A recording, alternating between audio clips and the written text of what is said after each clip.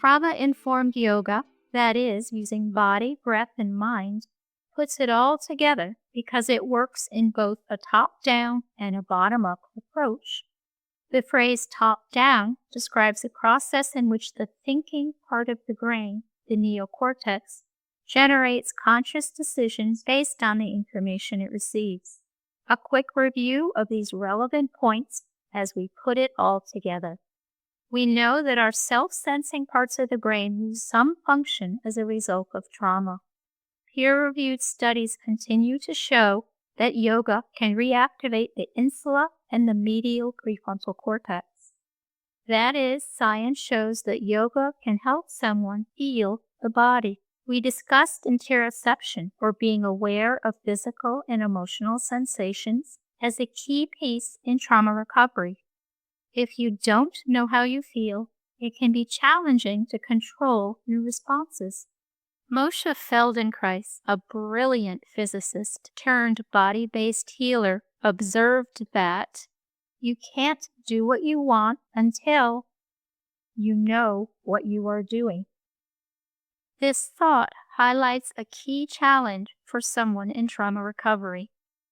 We also discussed the idea that as we empower someone to build a sense of safety in their body and to learn to self-regulate, they can expand what Daniel Siegel calls the window of tolerance, which makes someone less reactive to stress. Remember, it's body physiology.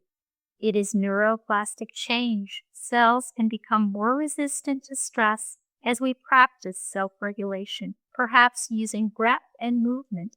Peter Levine, an author and developer of the somatic experiencing programs, calls it creating islands of safety, which can grow over time as the brain rewires.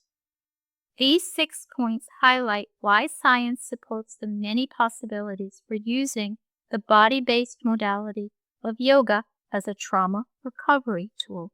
Experience the body as a safe place. Use awareness of the breath and the body as a way to stay present. Learn to self-regulate using breath and movement and activate the social engagement system. Learn to feel the body. Learn to tolerate body sensations. Breathe and move through sensations that might trigger. Become more open to processing trauma using language. Nay was a 4th grader from a Burmese refugee camp diagnosed with PTSD who did 8 weeks of green tree 5-minute yoga breaks at school. Nay's takeaway from these short yoga breaks: yoga makes me feel good in my heart.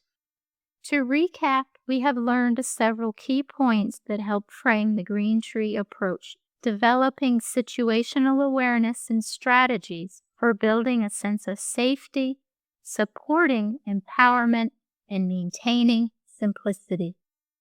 We have learned that the brain has the ability to rewire in more adaptive ways. It can rewire from both what we think and from what we experience. We can remind ourselves that if someone does not feel safe in their body, they cannot learn new things and may be stuck in maladaptive survival strategies. It is also important to continually remind ourselves that this physiological state often is not under conscious control. So should we care about how the brain works? It merits repeating Dr. Rady's words. Your life changes when you have a working knowledge of your brain. It takes guilt out of the equation when you recognize there's a biological basis for certain emotional issues. On the other hand, you won't be left feeling helpless when you see how you can influence that biology. Dr. Rady's point underscores the importance of empowering someone to take control of their body physiology. Perhaps after considering the science of the brain, you have a better understanding of the answer to the question posed at the beginning: are we stuck? Based on body physiology and the brain's ability to change, we are not stuck. someone can regain or develop tools to create lives that can allow us what Viktor Frankl, a psychiatrist and survivor of 4 concentration camps, called the last of the human freedoms, to choose one's attitude in a given set of circumstances, to choose one's own way. That freedom to choose marks a recovery milestone for someone with trauma. You now are more informed and hopefully more inspired to help someone access their inner resources to reach that milestone. Let's end strong by practicing the 1 minute, anytime, anywhere breath. You can even do it while talking with someone.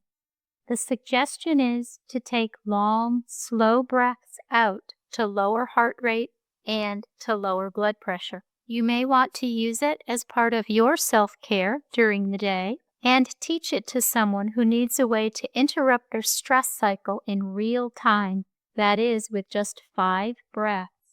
Gently press one shoulder back, then press the other shoulder back.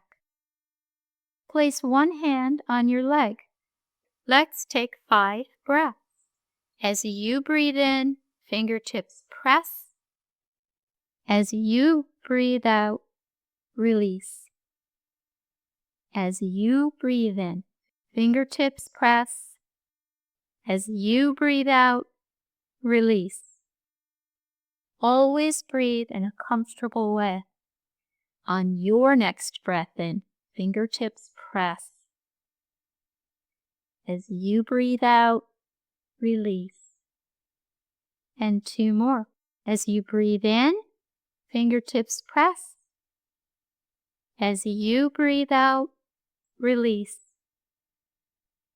As you breathe in, fingertips press. As you breathe out, release. If you like, gently move the fingers on one hand or shake that hand. Then gently move the fingers on the other hand or shake that hand. Let your hands be as still as you would like them to be. If you like, give yourself a few moments to notice how you feel. Now on to the next section.